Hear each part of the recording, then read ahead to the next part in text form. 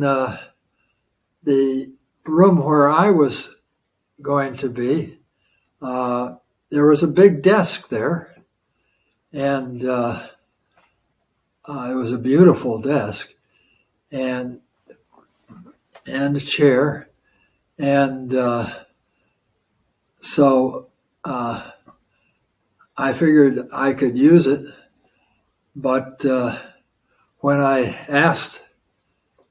inquired about the desk and whether I could use it, they said the desk belonged to Governor Rockefeller, and it was set there so that when he came to town,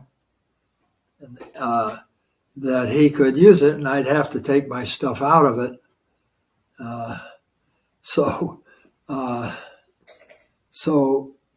fortunately, soon after that, Rockefeller went to Washington, and Wilson took over as governor, and Rockefeller forgot all about his desk.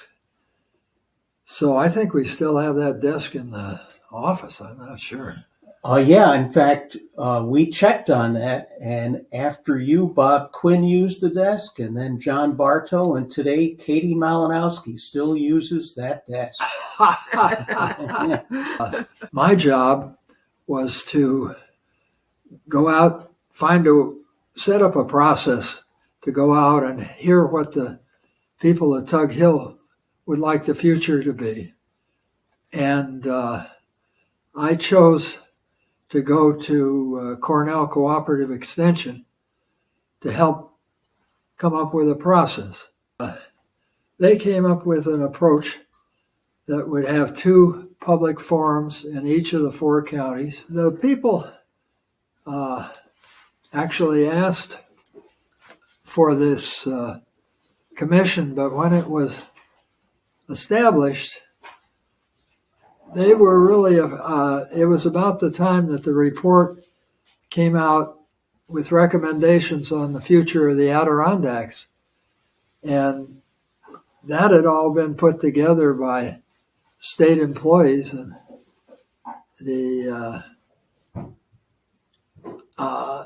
and people were concerned that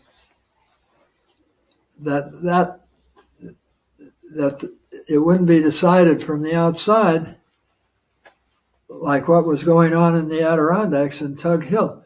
So they were pretty upset, and that was a very fortuitous situation, because as a result, the first public forum in Lorain, we packed the town hall with a couple hundred people, and they were all angry, or well, a lot of them were, that we were there to listen, not to tell them what was going to be done. The forums were amazing. We got all sorts of ideas, but when we went to Redfield in Oswego County, there's a fellow named Lloyd Bumpus that said,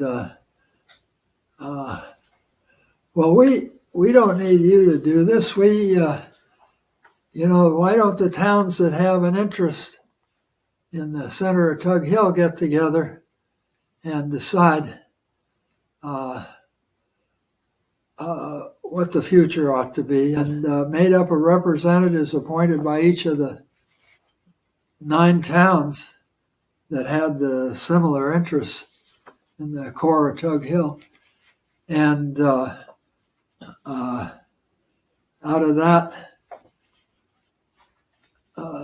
map of the cooperative, that group became the Cooperative Tug Hill Planning Board, and then the Cooperative Tug Hill Council, and it became a model for all over Tug Hill, of other councils being set up to plan for their particular group of towns that had similar interests. Well, we issued a preliminary report and sent it out to all the key people in the towns of Tug Hill, saying, how do you feel about these recommendations? Do you please give us your comments before we firm them up or revise them? And And we had another set of public forums all over Tug Hill. So the philosophy of the commission of helping the communities work together to steer the future of Tug Hill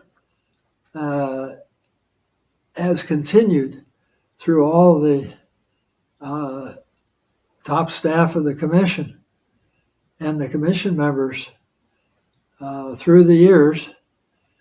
And as I understand it, there's the legislation now calls for a survey every 5 years to see if the communities still want and need the commission to give them technical assistance as they shape their own future.